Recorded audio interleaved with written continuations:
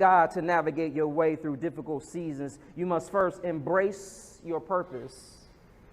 And here's the next thing. You must stand on the promises of God's word. Here it is in the text. We'll see the word of the Lord came to Elijah in verse 2.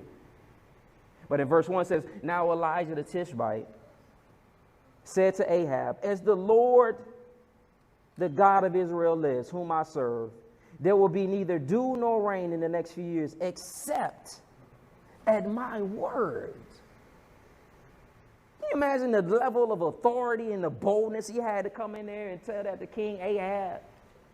The most wickedest king, he was ruling Israel. He had to have boldness, but the fact is that he stood on the promises of what God had told him. So that means he's telling us out that in order for us to get through these, navigate our way through these difficult seasons, we must stand on the promises of God's word.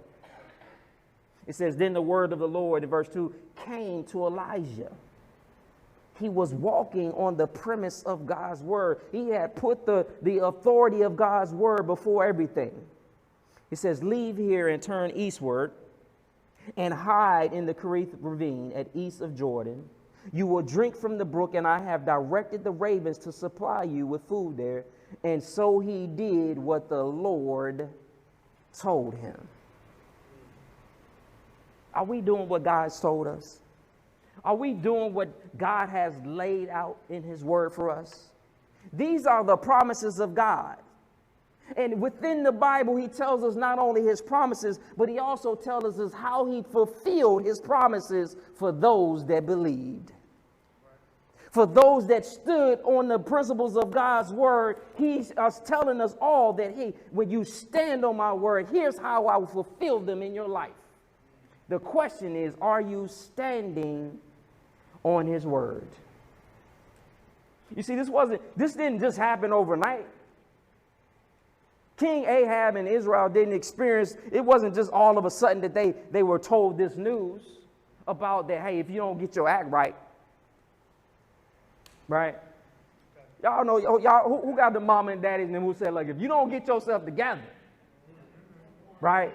You ain't get them spankings just off the break. It's because it's been a history, a long line of you not acting right that you finally got that spanking. Well, this is what happened right here.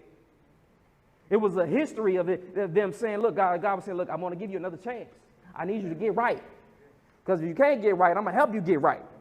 And so here it is in Leviticus 26, 18, 20. It says this about this. He says, look, he was saying to them, he says, if after all this you will not listen to me, I will punish you for your sins 7 times over. I will break down your stubborn pride and make the sky above you like iron and the ground beneath you like bronze.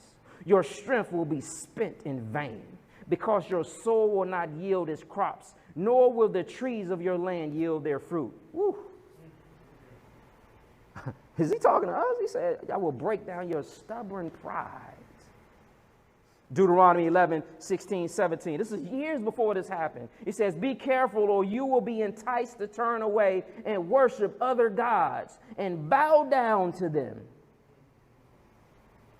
So they were enticed and turned away and they began to worship other gods. And then he says, then the Lord's anger will burn against you and he will shut up the heavens so that there will be no rain and the ground will yield no produce. And you will soon perish from the good land the Lord is giving you. Perhaps your lack of fruitfulness in your life is related to your lack of obedience to his word.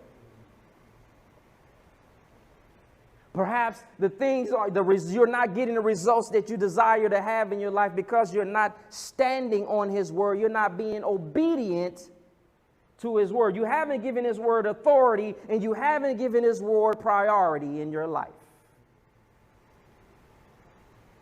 That's a good place for us all to say ouch right there. That's a good place for us all to stand in agreement that, man, sometimes we don't put the authority of God's word and we don't make his word a priority because not only must we hear his word, but in order for us to stand on the promise of God, we must also be obedient. It's right here in the text. So it says, then the word of the Lord came to Elijah. This is God talking. Here's the principles of God's promise where it said, leave here and turn eastward and hide in the Kerith ravine in the east of Jordan. It says, you will drink from the brook, and I have directed the ravens to supply for you food there. So God gave him instructions. He gave him a promise. And look what Elijah did. So he did what the Lord has told him. Y'all see that in the text? He did what the Lord, which means that he was what? Obedient to the word. And when he, out of his obedience, God supplied for his needs. Y'all see that? I'm reminded of one of my favorite games growing up.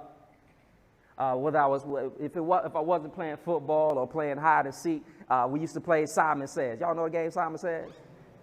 Simon Says, you know, that there was selected, you would always select one leader to be Simon, right? And you know that when they say Simon Says, that you would have to do what they said do, right?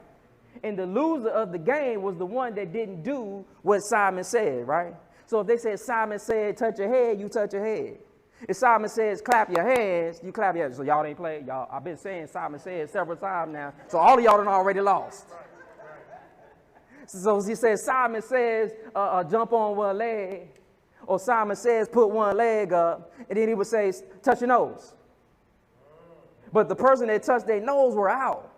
And the game of Simon Says that you had to do it all the way and the right way. And if you didn't do it all the way or the right way or in time, you lost the game. How many of us right now in life are not doing what God has said all the way and right away? And we're not getting the results that we require in life because we're not doing not what Simon says, but what God says. God is requiring us to stand on the promises of his word, and it requires our obedience. In order for us to turn to God to navigate through these difficult seasons of life, we must embrace your purpose. You must stand on the promises of God. And then here it is, you must look for God's provision.